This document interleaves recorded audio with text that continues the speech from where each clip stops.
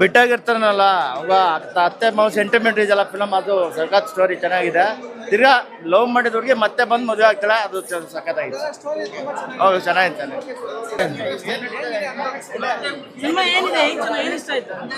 ಅಮೃತ acting fine ಚೆನ್ನಾಗಿದೆ bro. ಒಳ್ಳೆ dialogue, emotions ಚೆನ್ನಾಗಿದೆ.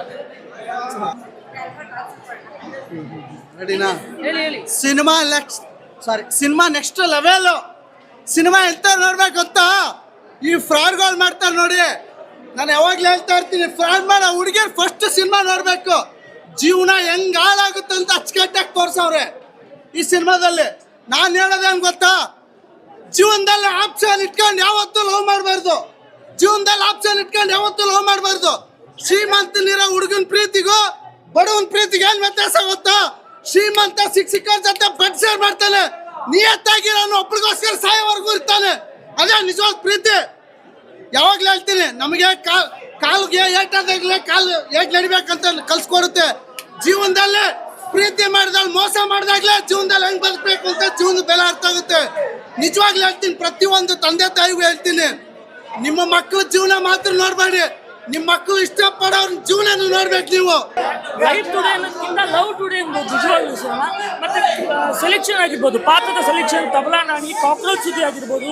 ಆಮೇಲೆ ಈ ಸಿನಿಮಾದ ಒಂದು ಒಳ್ಳೆ ಮೆಸೇಜ್ ಇದೆ ಸರ್. ಇದರಲ್ಲಿ ಒಂದು ಡೈಲಾಗ್ ಬರುತ್ತೆ, ಸಾಯೋರಿಗೆ ಒಂದು ದಾರಿ ಆದರೆ ಸಾಕೋರಿಗೆ 1000 ದಾರಿ. ಆಮೇಲೆ ಹೀರೋಯಿನ್ ಆ್ಯಕ್ಟಿಂಗ್ ಅಂತೂ ತುಂಬ ಚೆನ್ನಾಗಿದೆ. ಹೀರೋಯಿನ್ ನಿಜವಾಗ್ಲೂ ಅವಾರ್ಡ್ ಬರ್ಬೋದು ಸರ್, ಅಂತ ತುಂಬ ಅಭಿನಯ ಮಾಡಿದ್ದಾರೆ.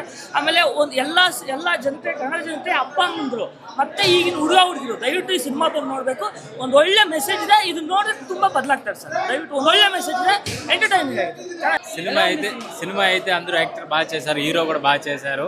సినిమా చాలా బాగుంది, నాకు అయితే బాగా నచ్చింది. Thank you. Movie super. ಏನೇನು ಇಷ್ಟ ಆಯ್ತು ಬ್ರೋ? ಕನ್ನಡలో हिंदी क्या अच्छा लगा? अच्छा है, हीरो अच्छा करा, हीरो और हीरोइन एक्टर पूरा अच्छा करा, बहुत बढ़िया है, ಸೂಪರ್ ಚೆನ್ನಾಗಿದೆ. ಕ್ಲೈಮ್ಯಾಕ್ಸ್ ಸೂಪರ್ ಆಗಿದೆ. ಸಾಂಗ್ ಮಾತ್ರ ಸಂತೆ ಆಗಿದೆ. ಎಲ್ಲ ಚೆನ್ನಾಗಿದೆ, ಕಂಪ್ಲೀಟ್ ಆಗಿ ಇಷ್ಟ ಆಗಿದೆ. ಸರಿ ಇದೆ ಸಿನಿಮಾ. ಸಿನಿಮಾ ಚಪ್ಪ. ಏನು ಇಷ್ಟ ಆಯ್ತು?